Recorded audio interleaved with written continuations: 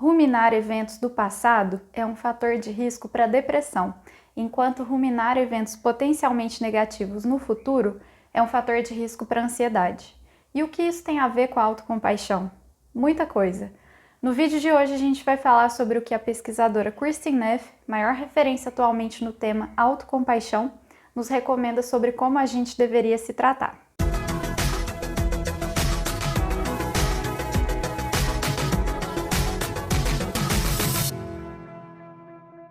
No vídeo anterior, a gente falou sobre perdão, focando no perdão que a gente oferece aos outros que nos fizeram mal, mesmo se a gente não estiver disposto ou em busca de reconciliação com essa pessoa ou pessoas.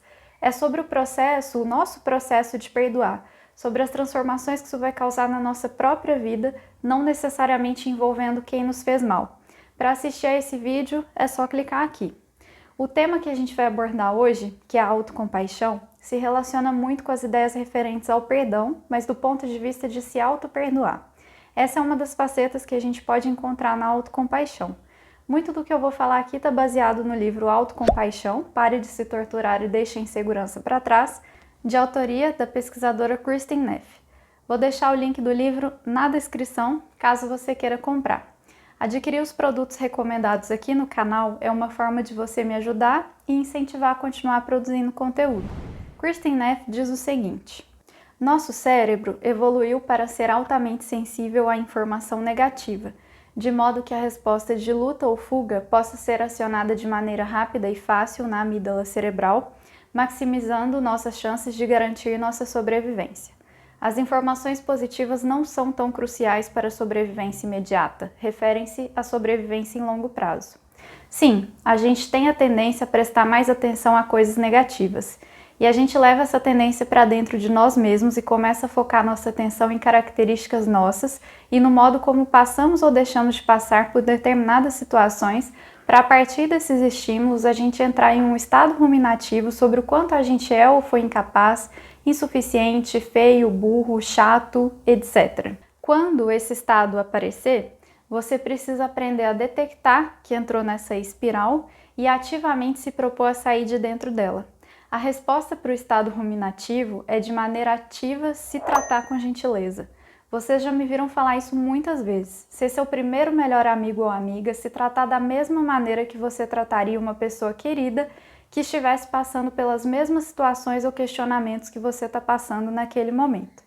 A pesquisadora diz o seguinte: ruminar sobre os eventos negativos do passado leva à depressão, ao passo que ruminar sobre eventos potencialmente negativos no futuro leva à ansiedade.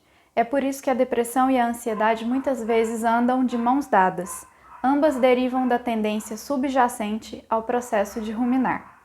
Mas você deve estar se perguntando: ok, Débora, e como eu faço para ter mais autocompaixão? E a autoestima não entra aí também, não?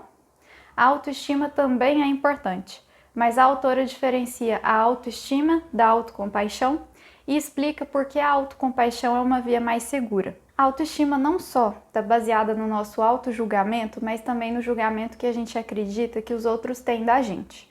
Um problemão aí é que uma pesquisa que a Kristin Neff cita no livro identificou que a autoestima sofre mais influência do julgamento de estranhos do que de pessoas próximas a gente. Ou seja, o fio que sustenta a autoestima é incrivelmente fino. Outro problema é a autoestima contingente, ou seja, que depende de sucesso ou aprovação.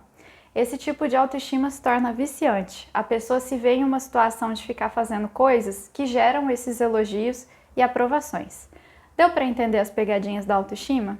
Cuidado! Nem eu, nem a Kristin Neff estamos falando que ter boa autoestima é ruim. Ter somente a boa autoestima pode te pregar peças, como a gente acabou de conversar. Se junto com a autoestima você é capaz de ser uma pessoa autocompassiva, aí sim você tem um espaço seguro de bem-estar.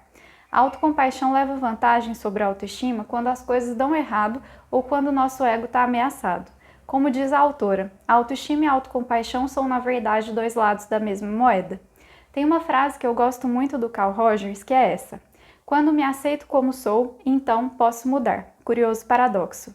Essa frase reflete muito como funciona a autocompaixão. É se recusar a entrar em uma briga consigo mesmo. Você também já deve ter ouvido falar na oração da serenidade, que é bem famosa. Deus me conceda serenidade para aceitar as coisas que não posso mudar, coragem para mudar as que posso e sabedoria para saber a diferença entre elas. Agir assim também é um super exemplo de autocompaixão. Atuar nas coisas que você tem margem de atuação e aceitar aquilo que você não pode fazer nada a respeito.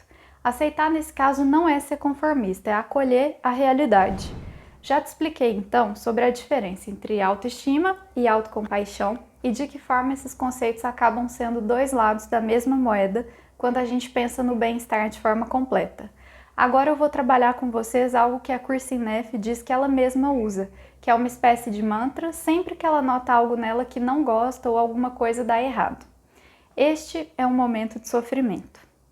O sofrimento faz parte da vida.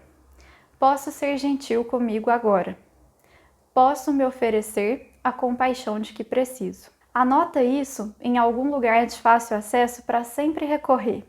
Ajuda bastante não só pelas palavras, mas também porque se concentrar nessas frases por alguns momentos ajuda a criar um espaço de tempo entre a sua frustração e a sua próxima ação. Assim você evita ações impulsivas, além de se oferecer autocompaixão. As duas frases finais que falam sobre a gentileza e a compaixão que você vai se oferecer, agora podem ser preenchidas depois que você pensar nesse mantra com as ações que vão representar gentileza e compaixão naquele momento. Vou te dar um exemplo real. Poucos meses atrás, a gente perdeu a avó do Marcos para a Covid. E isso sozinho já foi um acontecimento enorme, gerador de sofrimento.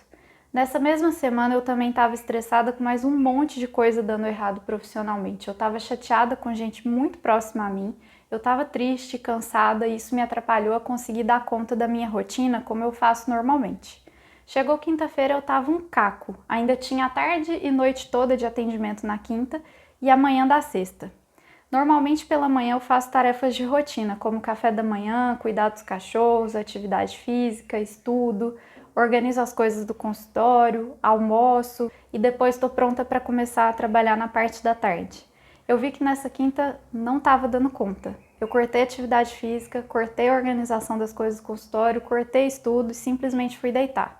Fiquei mais ou menos 1h30 só deitada e me permiti passar um tempinho chorando. Era tudo o que eu precisava e queria naquele momento. Isso foi suficiente para eu levantar me sentindo inteira, ainda que triste e cansada, almoçar e seguir com o meu dia de trabalho.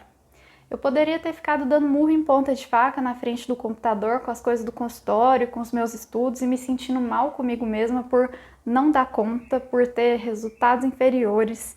Mas no lugar disso eu resolvi me tratar com a gentileza e a compaixão que eu precisava e merecia. Espero que o conteúdo tenha sido bem explicativo e leve e que com o meu exemplo pessoal você tenha entendido bem como aplicar a autocompaixão na sua vida. Meu desejo para você é que você consiga sempre repetir aquele mantra e se oferecer o cuidado que você precisa para seguir em frente. Obrigada por assistir até aqui e a gente se vê na semana que vem.